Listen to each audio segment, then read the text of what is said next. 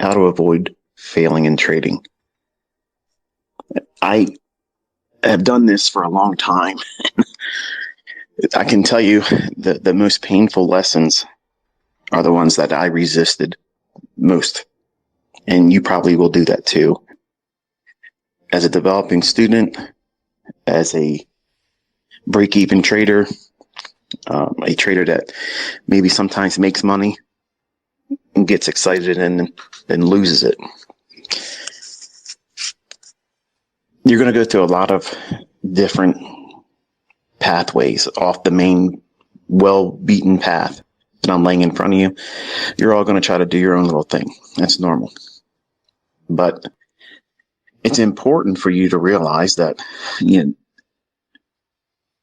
that impulse, that tendency, if you will, to want to be the guy, the gal, the person that trailblazes and makes it a new path. It branches off into a different direction, goes here, goes there. If you don't have the experience doing it, that's a gamble. It might be very adventurous, it might be fun, it might be one of those adrenaline rushes. And like the lottery, you might be able to pull something off. It just might happen. But most of the time it won't.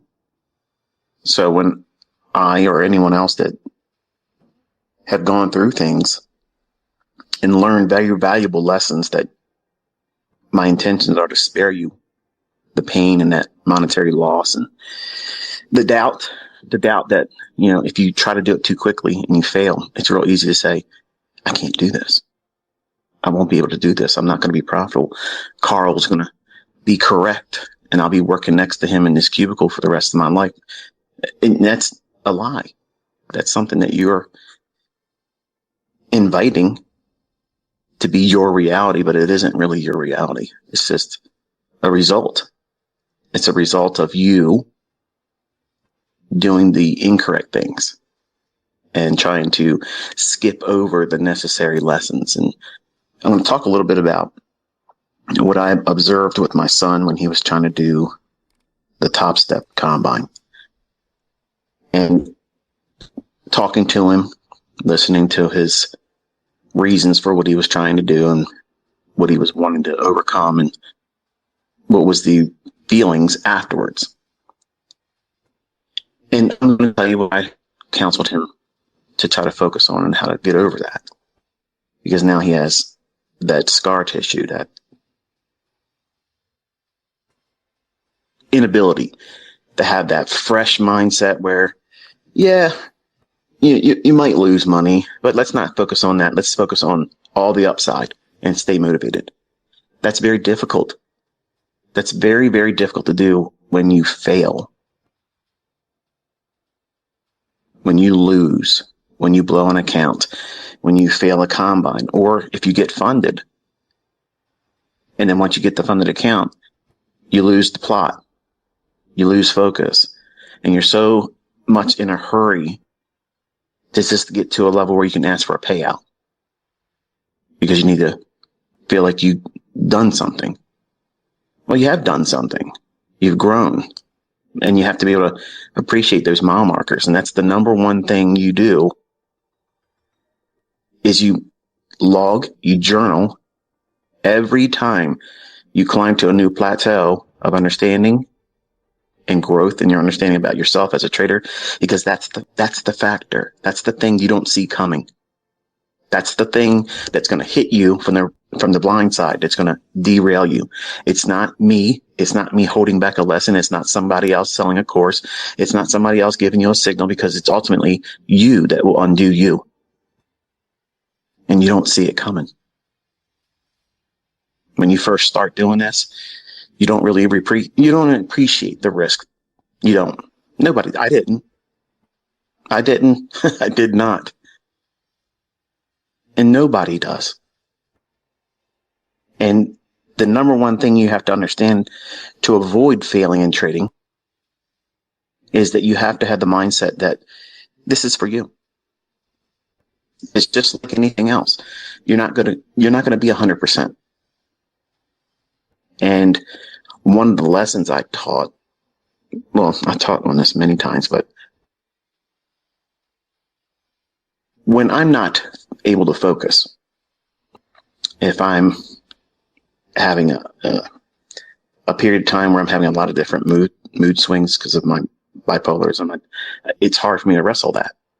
And sometimes because of real life, maybe a relationship issue that my wife and I are wrestling through because of a child, or it may be, like recently I lost one of my pets, and that is very hard for me. So I've been angry. I've been trying to replace that absence of not having her and wanting to do something else to make myself feel better. And going into the marketplace, I know that my mind isn't going to be clear, and I'm wanting to find a victim. I want to go out there and smash somebody upside the head and take something from them because I'm hurting. When you do these types of things, when you do these things in your trading or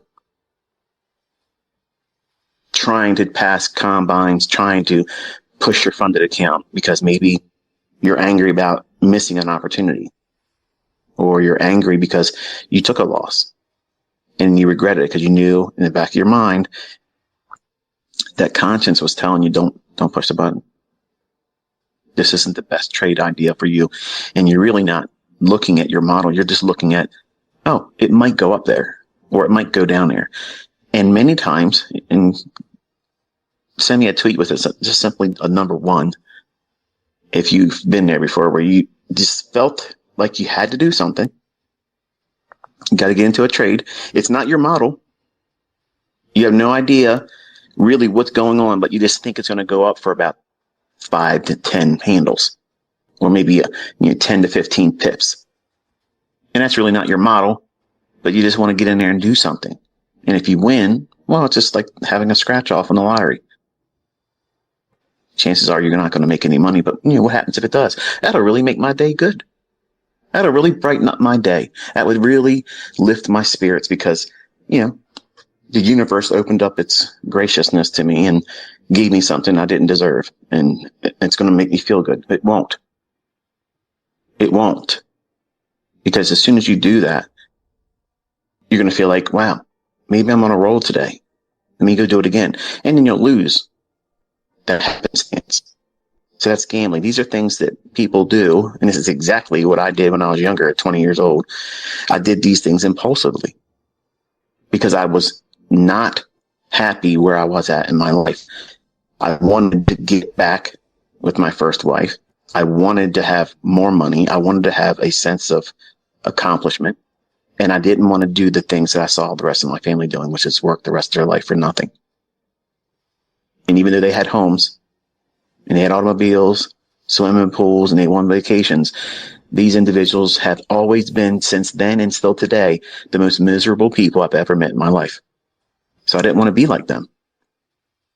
So the way you avoid failing in trading is not looking at temporary setbacks as definitive failure. That's the problem with why everyone wants to avoid a losing trade. Because you classify that as a failure. Well, not really, ICT. You're really making an extreme out of that. No, in your mind, that's exactly how you see a losing trade. A failure. No. That was a tax on your participation in the marketplace. You can't escape it. The tax man will come for every one of us. And as long as you're profitable, taxes are a nuisance. I could go on a long, rant about that topic, but you can't avoid it. And if you spend your entire early part of your career worrying about what happens if you take a loss or losses or go into drawdown, you want to know what that feels like. But in the beginning, you're trying to do everything you can to avoid that, when that's the very thing that you need to have to test your mettle. You need to figure out who you are as a trader in that environment, because that is the battlefield. That's where it all happens, folks. The people that succeed and keep going and make more money and are consistently profitable over a long period of time. Not, let me just get a payout. Let me just get a payout. Let me get my certificate. Let me get up there on social media and say, I took out $1,000, $10,000, $25,000, whatever it is. Like that's the pinnacle of your career. And that's the visibility you have right now. When you first start, I need to get my first payout. When your whole mindset should be, I need to get myself sorted so that way my entire life is pursuing excellence. I'm not gambling. I'm not trying to go out there and trying to replace a discomfort, a depression. Like I'm depressed right now. And I wrestle with that. So I know if I go into the marketplace and I do what I'm capable of doing many times, which is club price over the head like a caveman and drag it back to my cave.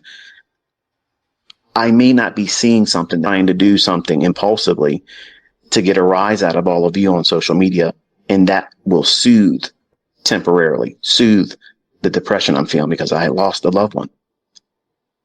So you have to be very careful what you do and guard your mind, because if you go into these charts, they're like ink blots. If you go to see a psychiatrist, I've never been to one, so some of you are thinking, that's what you need, ICT. You need a good shrink. No, I don't. They're not going to fix me, okay? But an ink blot is left to your own interpretation. There's no right answer. But a psychiatrist will take that information and they will be able to determine how you think. Where does your mind gravitate to?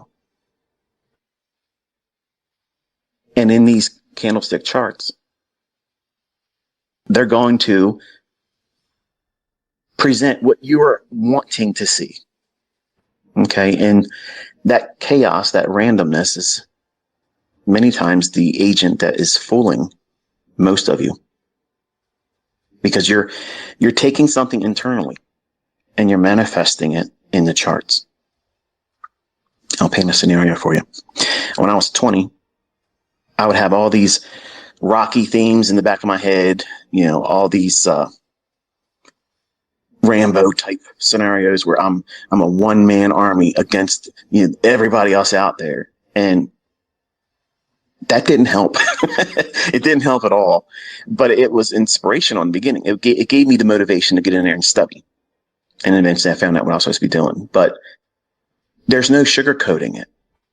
And if you have pain, if you have loss, if you're sick, if you're just not feeling dialed in, if you just can't find your way to be focused on the chart, you're absolutely inviting and setting a table for failure.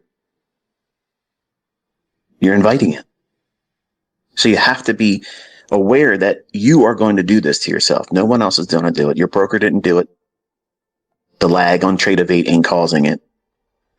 All these little things. I read social media. I listen to people in live streams talk about it. Their chat window. Then they keep hammering it. That means they're ate up with it. And that means that if they're left to their own devices, that individual will go out there and do something in trading, push a button, because they're angry and they want to be soothed. They want to be reminded that, hey, you're not average. You're not like Carl. He's in there trying to be a career man. You're going out there and you're trying to get money. You're trying to get the bag. You want to secure the bag. You want to be a profitable trader. You want to carve out an identity outside of the rat race that everyone else goes and pursues. But failure is a choice. It's a choice, folks. Nobody makes you go in there and take another trade when you had a losing trade. Nobody tells you, hey, you just took 3 losses. It's probably enough for today. You should stop. No, they're not going to be around to do that. You have to say, this is it. I have to stop. I can't do it. I can't take another hit today, so I have to stop. Even though I can trade, even though I can put another trade on, I have to stop. Because what I'm doing, I'm getting more emotional about the results. Whereas my lectures and when I'm teaching and talking to you, the psychological elements, the tug of war aspect of being right and wrong, and both of them are toxic. You can be in a lot of pain while in drawdown, but you can also be in a lot of pain while being in profit and in a profitable trade. Some of you don't even know what that feels like. But when you're there for the first time, you're going to know, oh, my target's right there. It's got to go 1.5 more handles. It's got to just go 2 more pips, cover the spread. Please, please, please, please. You start praying to the chart. You're no longer an atheist. You believe in the candlestick gods. They don't exist. But all of that stuff that we do, we cheerlead ourselves.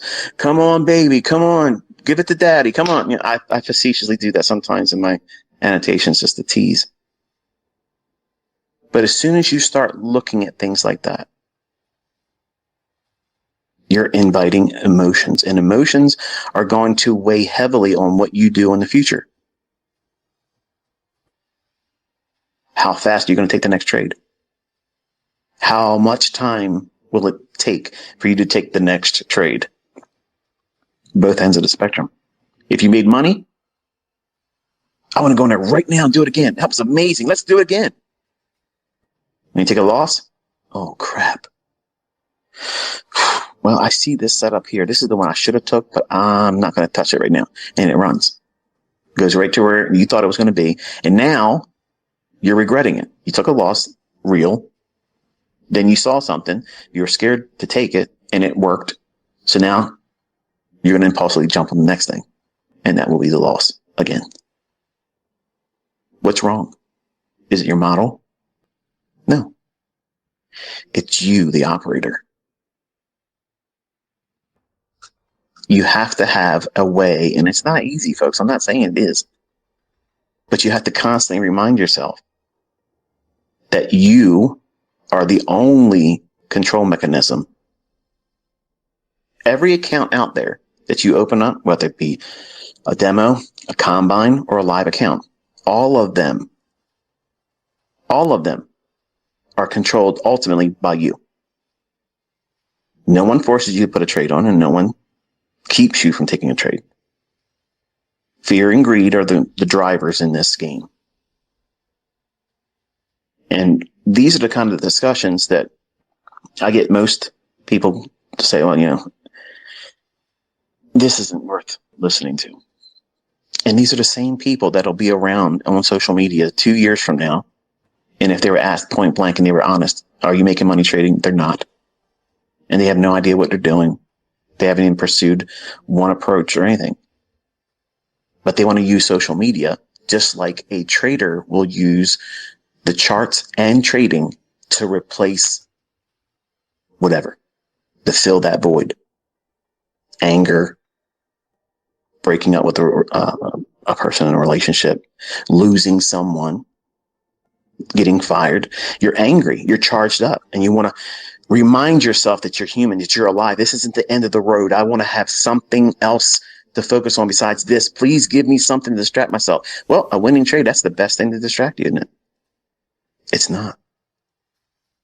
I'm promising you this now. Even if you get it right and you make money, you won't be satisfied. You'll do it again.